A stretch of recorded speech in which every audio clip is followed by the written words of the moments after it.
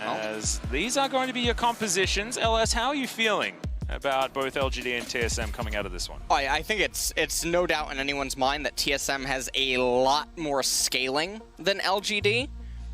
My big worry is that TSM's their own greatest enemy in a lot of cases. And there definitely is a lot of explosive. Team like top. Derek's going to be in there as well. But let's focus back onto this match as we already have 40 seconds elapsed. So we hop into it. Some backs to come down. Checking the summoner spells to see whether anything has actually occurred. And the answer is no. So we do have a bit of a ward on the enemy Brambleback put down by Longxing. The Surgeon Shen, going back to some old favorites there when it comes to Shen skins. One of my personal favorites as well.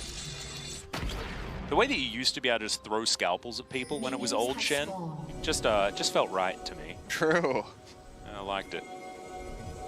Did feel a lot better. TSM now, they're going to start off with clearing the vision inside of their own jungle. Bjergsen does get the ward, so he's already at 1 CS. Amazing. There we go. Or the lane's even started. Now, he also does hit level 2 now off the first wave. Ooh, true. So that is pretty nice. Xie, understanding that Zilean has a really hard time farming underneath the turret, so I think he's going to try to just shove in really fast while the minions are at different layered HP values and make things really hard. Yep, picks up that bomb as well just to deny its damage onto the minion wave and allow his shove to continue as Longxing throws out some empowered autos onto Broken Blade. See, they're just sort of testing the waters here in this lane for the time being. Broken Blade probably happy to not have to deal with Longxing's Renekton yet again. Last time around, it certainly wasn't an easy lane, and you can see right now things going much better for the TSM top laner. Yeah, Broken Blade definitely has control over this lane so far. And Longxing now finally going to ding level 2 himself. Peanut, meanwhile, down here, clearing the Wolf Camp. Not going to use any of the patience on it, which is a little bit surprising. It's one of the mini-games that I know China is very critical of. Oh, yeah. Like Ning's clear speed inside of the jungle. So Peanut with almost a full patience clear on the Wolves right there. That's a virtue, is what I've heard said. So I don't mind it whatsoever. Hawkshot flies through, just trying to scout out Peanut, and he will be spotted. Great aim out of double lift there. Not going to deter Peanut for the minute, as Bjergsen down to about 100 actually, as the clockwork wind-up is working. The flash forward, and there it is! First blood for Xie's solo kill in the mid lane at 3 minutes. And that is a very big solo kill. So many minions in front of the turret. Now Bjergsen is going to TP back, but now the wave is going to bounce back in. He has more than enough time. Xie is going to be able to just come off the reset now with such an item advantage. It's going to be really hard now for Zilean to play. Well, Longxing getting shoved in here towards the top side. You can see Spica is in the area to try and put some pressure in. Looking for a potential dive, maybe. But it is difficult to lock down a Shen without something catastrophic going on. That taunt can be a big problem. Yeah, it's not even just the turret that's the problem here for Spica. It's also that Shen's W is so effective against Braves. Oh! Good hookshot time. Really close call, yeah. That's something that you certainly have to be wary of, and he absolutely played that well. And now the back going to come through from Longxing. So far, early game advantage for LGD as Xie continuing to put pressure onto Bjergsen. See that health bar really not very high for Bjergsen at the moment. He's getting a lot of pressure on him, landing the bombs, but command protect and the orb circulating Xie is certainly going to help out. That extra armor and MR is actually a big deal in the early game. Yeah. For the Orianna. Try not to leave your ball in the lane when you're taking damage, guys. That's the PSA. As Peanut, he's going to hop out. Spica making his way around. Ooh, the cannon. Yeah. Oh, man, this is so much pressure. Xie almost dirty farming between mid lane turrets. That's not something I thought was possible.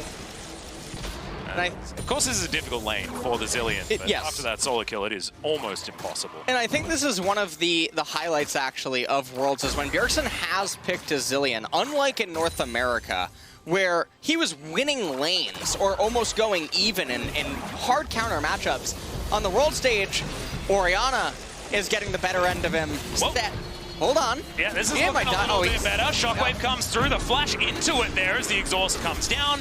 The bomb is going to go on top of Xie, and it is going to explode, but Xie takes a while to die, and Spica is going to be the one that picks up the kill. So, 1-1 now in the earlier stages, and that is going to close the gold gap, regardless of how small it is. A little bit of a freeze up here by Broken Blade. Thought I felt a little bit chilly. As Mark's Definitely looking to try and hold this wave for Xie the best he can. Has himself the shield, but Spica comes down. End of the line might just be that, but no, Mark is going to survive for the minute. Tried to hold as much as he possible. Oh, he's going to be able to give it over. Wow, that's actually really important. The experience being the biggest part, but also being able to get the gold for it as well. Xie doesn't actually lose as much as he possibly could have. As Longxing in there, Spirit's Refuge actually to deny any sort of answer from Broken Blade, and that's going to win a trade for the LGD top lane. A flash forward, that's going to be the stun Spica. Nailed by the spear, and Peanut gonna help the support lock down the kill. Sometimes when you see supports getting kills, you feel bad, but when it's Pantheon, you don't feel as bad. And also now they're able to exert a little bit of pressure onto Broken Blade in the top lane, who had been doing such a good job on his own accord in this Camille versus Shen matchup. And so currently as the game does stand, there's a small gold advantage for LGD. The bot lane, we haven't really been getting too many glimpses of it, and as I say that, we do finally pan down here. Kramer a little ahead in the CS department, but it's definitely not the end of the world. I mean, Kramer hasn't had a lane partner for the last 2.5 minutes, so you'd probably say having a slight CS advantage is not what you would expect from the LGD 80 carry. Mark is finally going to turn back up here towards the bottom lane as the Dancing Grenade looks to try and even out the lane state. Volleys even being avoided. As Captive Audience comes through to try and get a bit of extra damage down. Not going to be able to do anything there as the minions were the ones that procced it. There's now TSM slink off into the river and look for this first Cloud Drake of the game at 7.5 minutes. Looks like they should be able to grab this uncontested. And LGD right now are aware of this, but yeah, there's no way they're going to be able to move over here. Ooh! Oh! Arrow connects. Great shield timing, but I don't think it's going to be enough as Mark is going to go down by Bifrost. Grabbing that kill. They get the flash out of Kramer as well. That's going to be the lockdown. Spear almost connects, and the curtains have been called. Scoping out Bifrost, who I don't believe had the Unbreakable, and now just going to hold it for the minute. I do like the music, so I like it when our Jhin players do hold on to the curtain call. It was really important that they get the kill at the time that they did, and Shen did not end up appearing down in bottom. And so I feel like TSM, they've really weathered the storm so far. Longxing looking for a little bit more of a battle here towards the top side. Guessed wrong for when Broken Blade was going to be answering back. Of course, precision protocol is a little bit more difficult when there's a Spirit's Refuge, and the mini game in this matchup is timing both of those abilities. And everything that's happening right now, 4 minutes until the next Ocean Dragon, that's not another high priority dragon necessarily that either team wants to go out of their way to get. And so we'll see what the map state ends up looking like as we do near that. LGD, they are still ahead by about 1,000 gold. Now remember, TSM, it's assumed that they should be down in the gold department. It's the way that the lanes are supposed to basically be going. They're supposed to be bleeding some CS, some EXP, likely some turret plate. So the gold score is not totally indicative of what's really happening in the game. TSM are really in a pretty fine spot, all things considered. Yep, it's not the end of the world. However, LGD, if they continue on their current course, it's certainly looking good for them as the game goes on. And I'm glad you bring that up, because of course, scaling is something that can make the gold at the top of the screen feel a little bit misleading, and is of course the case here. Bjergsen hasn't been pushed out of too much CS. I believe even BDD's set caused more of a CS discrepancy than Xie's Orianna has in this particular game. So not absolutely terrible. And that TSM versus Gen.G game was pretty competitive, to be perfectly honest. Bifrost down here, just clearing out vision where he can. Double F taking care of the minion wave. TSM have somewhat stabilized. As Peanut's making another pass through his jungle, probably heading towards his Grump next to make sure he's taken as many of the camps as possible. And Kramer has been zoned entirely away from this outer turret. Not a whole lot. Able to really go on unless LGD consent to it. Kramer coming in. Does land that deadly flourish. Yeah, exactly. Stun comes down onto Bifrost, but that is a pretty good unbreakable. The shields are going to come down. Arrow connects there from double lift as collateral damage. And a bomb onto Mark. Flash forward and double lift. Grabs the kill with a volley. He did the calculation and got there in the end. Single man shockwave, but that is going to net them a kill. Peanut grabs that one, and now double lift is going to be taken down as well. Shie going to get rewarded in the end. Ooh. Some extra experience going over to the speaker, but that is just on the way out. As Peanut spots out the Graves, collects himself a bomb as well, and LGD continue with pressure after that. The unfortunate thing about double lift flashing forward for the kill, yes, they get a kill and an assist, but obviously comes at the cost of his flash, which he's not going to have now for the dragon fight, if that even takes place. They immediately die shortly thereafter, and now double lift misses out on all of these waves of EXP. So it's not just the kill gold that ends up being lost out on. Herald goes out into mid lane, does a ton of damage to it. Zillion's tier 1 turret being almost gone before plates have even really dissipated is not a good sign for TSM. It's going to be very difficult to stabilize the mid part of the game because you would assume that that tier 1 turret would still be up in a control mage versus control mage matchup. Definitely should be, and the matchup is a lot more important in this particular game. The Zillion can certainly decide a lot as this game goes on. On lands here towards the top side. It's Broken Blade, slightly caught out of position, looks for the stun, doesn't quite get it there onto Longsheng. However, it doesn't really matter. It's just looking to try and get trades where he can. Both of these top laners not feeling under too much threat at this particular point in time. As this one continues. Bottom side of the map, Storm Razor completed by Kramer. 107 to 109 as Double Lift has brought back the CS. And only 002 here for Kramer so far, so a bit of a quiet game for him. And a turret plate going over to Double Lift is certainly good news for TSM. Shie clearing out the mid lane, and they're not going to look for any extra pressure. So the game's certainly slowing down. Yeah, the game is absolutely slowing down quite a bit right now. LGD, they are up about 2,000 gold. And when you look at the levels across the board, they're up 1 in top lane, 1 in mid lane. And I'm not really quite sure exactly how close both the junglers are, but do remember that Bjergsen has given over some EXP to speak of. So... Shockwave. Okay, Bjergsen might have to throw out the Chrono Shift, as he's going to hold it until the very last second, and in fact, that second doesn't actually come. So, second Drake taken by TSM in the meantime, and it is going to be a Mountain Rift here today, as Peanut almost gets caught out by the little rock coming up there, and Speaker is going to have to use his flash to get out of the way of the pincer move between Pantheon and Nidalee. And he goes back into... Bifrost. Unbreakable to deny that particular pick as Peanut not quite able to get the smite.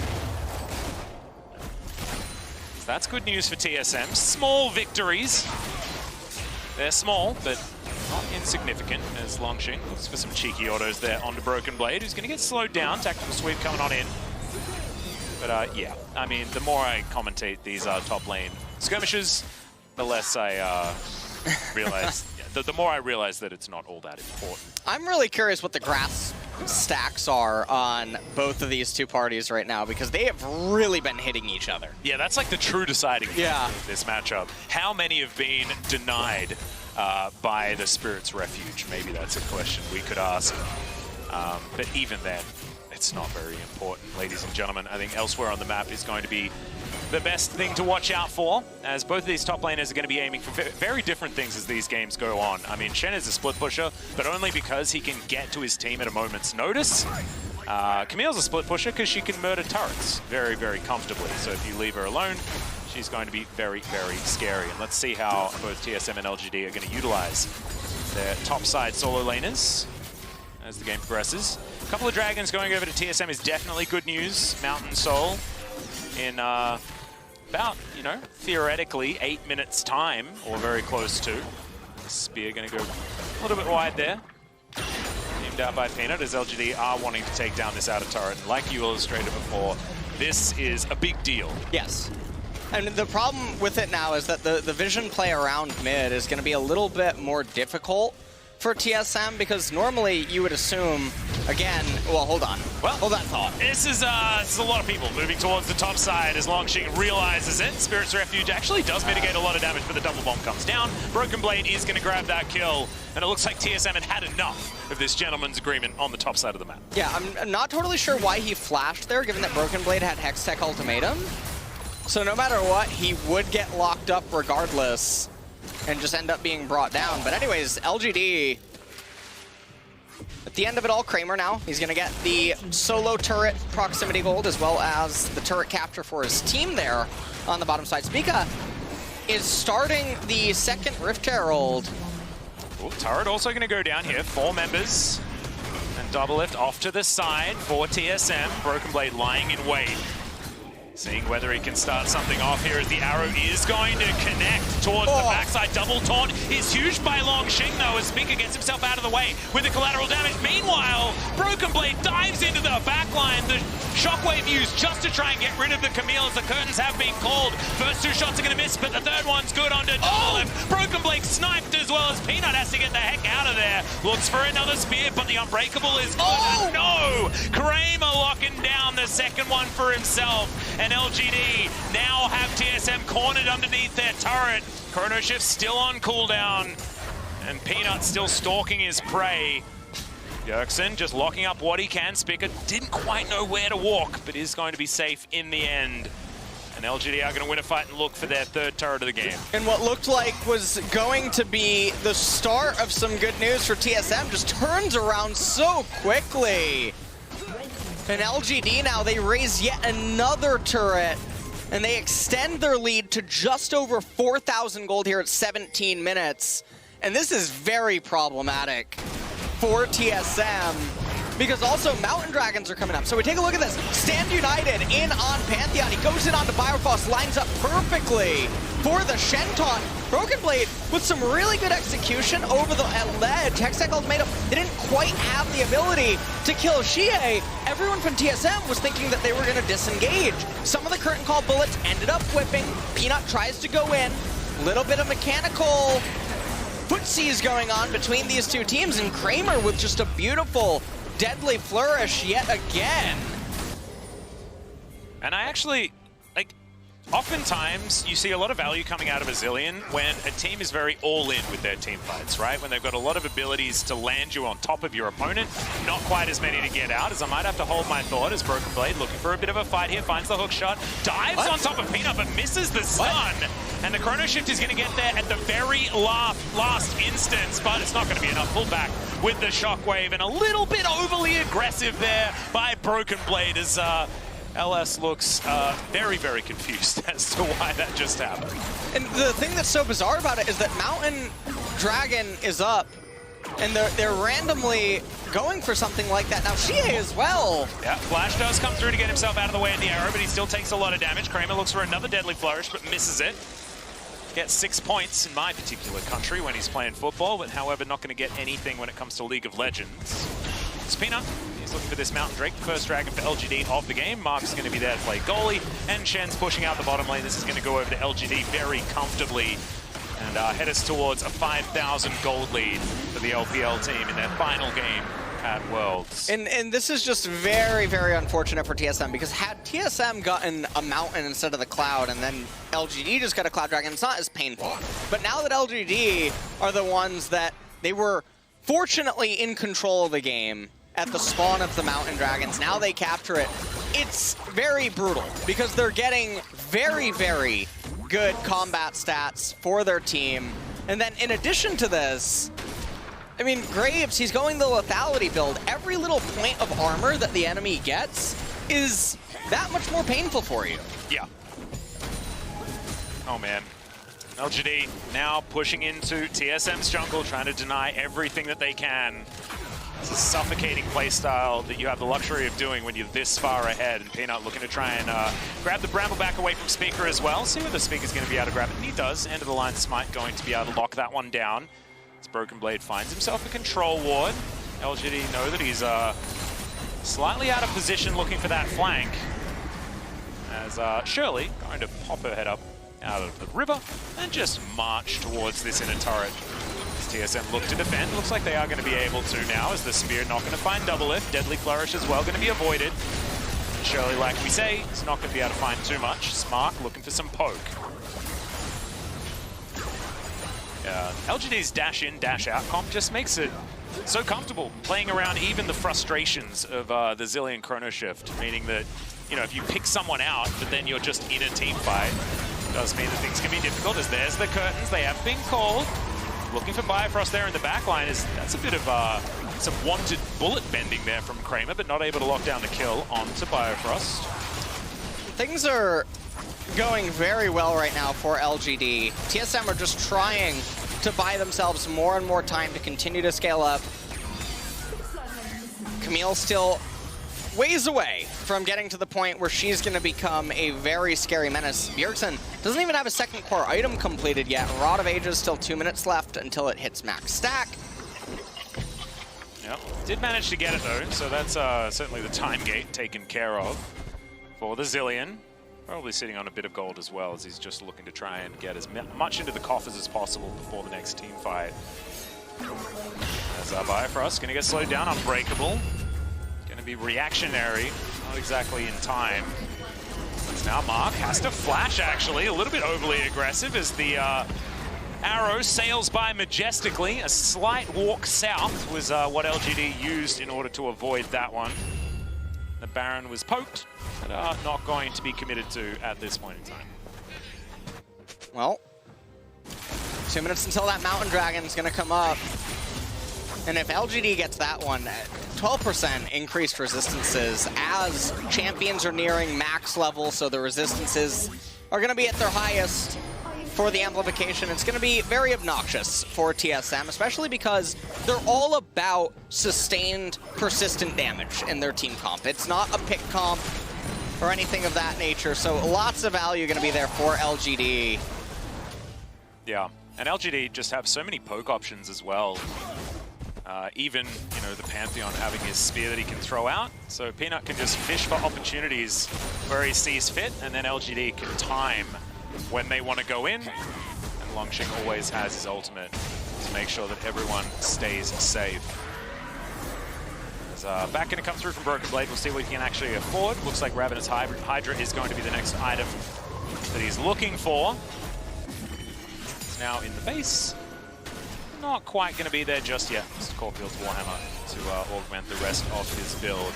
Looks like he might just be leaving the Tiamat there, heading towards something like a Death Stance. Deadly Flourish. Very nice snipe. Make sure that Kramer can get all the experience and gold from these minions. Well,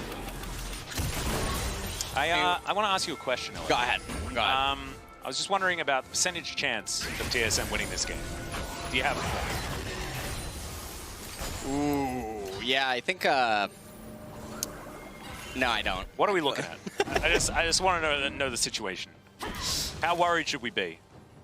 I would, like, if you ask, you know, my life depended on it, I would say less than 5%. Less than 5? Yeah. I'm curious what Tim would say on Twitter if you've been following his bots predictions.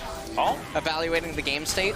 No, I haven't seen that. I have seen this team fight start off as Bifrost taking a bit of damage. Speaker. Oh, not going to get hit by that one, but the curtains come on through. And that is going to be one of them not hitting.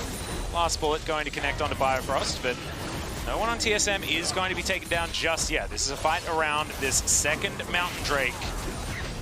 But LGD do have positional advantage on, and TSM not feeling strong enough to fight it, and I do not blame them. And LGD getting this next dragon, I mean, they just draw closer and closer. It is still 10 minutes until the Mountain Soul, which is more than enough time for Zilean to get to third item, Camille to get to third item. But at what cost are they going to end up just giving up everything on the map? They're not in a position to really fight right now, although Kramer... Yeah, unfortunately, Arrow is going to miss there from Double Lift. Good flash comes out to avoid it by Kramer. Is now Broken Blade looking for something. The rest of LGD just going to back away, and their disengage has just been flawless this game. Whenever TSM look like they want to fight, LGD are like, no, I'm sorry. It's just not happening today.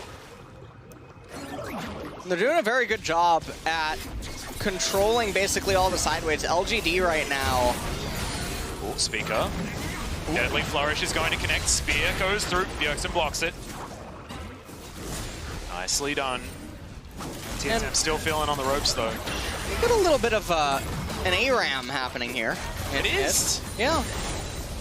Both of these teams are in China, but experiencing the NARAM, although we kind of took it in Korea. Oh, we had the KRAM as well. The KRAM was far more prevalent. I do definitely want to shout out the LCS. Weren't necessarily ARAMing as much as we were in seasons past. But in this game, that was a lot of time spent in mid. So yeah. Bit of a revisit to the NARAM. And it looks like all the utility items are there on the side of LGD. They are fully equipped for a team fight, if it would end up happening. Although they're so close to completed core items. If you just look at their inventory right now, it would be a little bit bizarre if they're really gonna insist on a fight. Arrow connects onto the shed, not exactly. Oh! 3-man shockwave in the back line! Deadly Flourish locks down one, and TSM, they are running for the hill. Speaker battling here against Mark, and not exactly winning out here. Jungle versus support as TSM limp away from Xie's orb. And just now, TSM, they're forced to go on the full retreat. Doublelift, no summoner spells, and now LGD, they have total control with what they want to do. They're actually not going to start the Baron. And this is what I was mentioning, in that Jin, so close to his completed item. You have Xie and Nidalee very close as well. I think that Longxing, I don't know if he's going for the Warmogs, or if he's just going to go for the Knight's Vow and go down the supportive route. Yep. So we'll see what happens there. There's the third item completed for the Jin. Oh, Xie is so close to Zhonya's as well. This is 3 items coming through from 2 of the most notable 3-item champions in Orianna and the Jin. Jin with these particular ones collected. Very similar to a lot of our Crit 80 carries, but he's no exception, absolutely. As Grand Skyfall comes through, that is going to be the Stand United compared with it, as that is going to be the Chrono Ship having to be used very, very early in this fight onto Bjergsen himself. In goes Broken Blade. They're looking for Mark. He's very low, and that is going to be the Hextech Ultimatum that locks down the Pantheon. Now Longxing going to have to taunt himself out of there as Bifrost does follow willingly, and now Broken Blade going to go into his stopwatch. For Longxing, he doesn't really care. He's got himself the Spirit's Refuge, keeps him alive for so long as now Speaker comes in, but collateral damage not going to be able to do enough to take down anyone more, and only Mark is going to fall after that one. And Jin definitely sounds scary, which is walking away. Now, Kramer was not there, basically, during the fight when it was at its peak moment. So, a little bit overzealous was LGD. Doublelift, no summoners, no Enchanted Crystal Arrow. All 4 bullets are going to land. Okay. Deadly Flourish as well. Okay, Kramer, chill out, mate. We get it. You can hit every skill shot. Well played. Doublelift is going to survive, however. And it does mean that he has to go for a reset here. And 50 seconds now on the Mountain Drake. He should be able to get back as Bjergsen speeds himself up. Super Soaker comes in and does get the flash out of Peanut, who will have another pounce available if another bomb does come down. But that is a very valuable flash to come out from Bjergsen, who's coming alive now on this Zilean. We'll see if he can manage to keep TSM alive inside of this game, because all the pressure is on him. Now Speaker going to get tagged by the Spear. LGD now going to deal with a mid lane minion wave. It's going to give TSM some priority around this Mountain Drake that's going to be spawning in 12 seconds time. More experience, level 15 now given over to Speaker. Peanut going to be in an experience deficit thanks to the Zilean. Good news. Longxing very tanky right now. Looks like it might be a Spirit Visage potentially coming in next, but we'll have to see exactly what that item is going to be. Mark looks for the stun, does get it down there, but Stand Beside Me going to be in for Biofrost. That is going to be the Dragon taken by Doublelift of all people. TSM did have control of the pit. Peanut goes for the smite, doesn't quite find it. In fact, this Worlds has not really been the greatest for Peanut's ability to smite. And this is definitely scary because the gold graph, I mean, you take a look at it on our screen, it is stagnating very hard, and this is a TSM Wonderland when things of this nature are happening. Speak Up does not have Smite. I think they're aware of that. Well, he's still going to try and get in there, but collateral damage not going to be enough, and Peanut is going to be able to secure the Baron. Broken Blade still trying to dive in, doesn't get the stun, but does find the Hextech ultimate. Two-man shockwave onto some very high priority members as the Chrono Shift is out already, and now the curtain call comes in.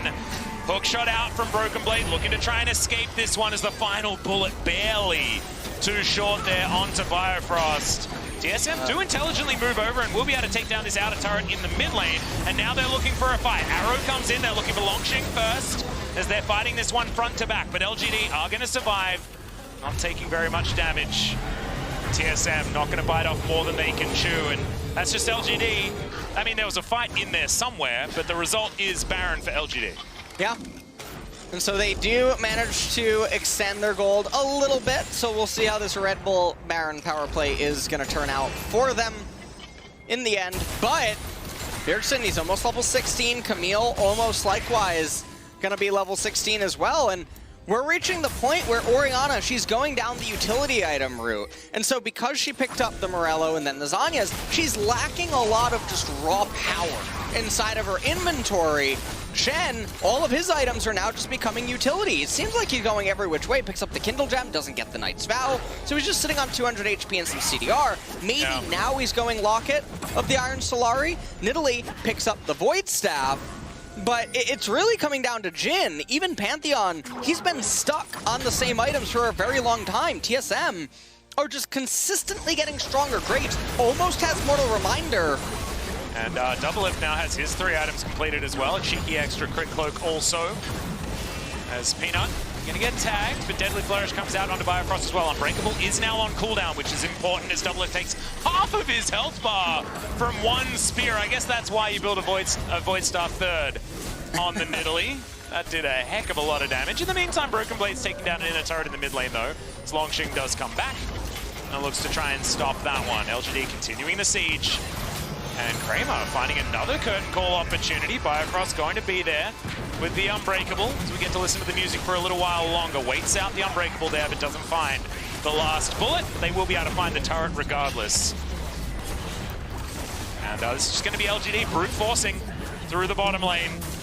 Going to be able to take that inhibitor without any response by TSM.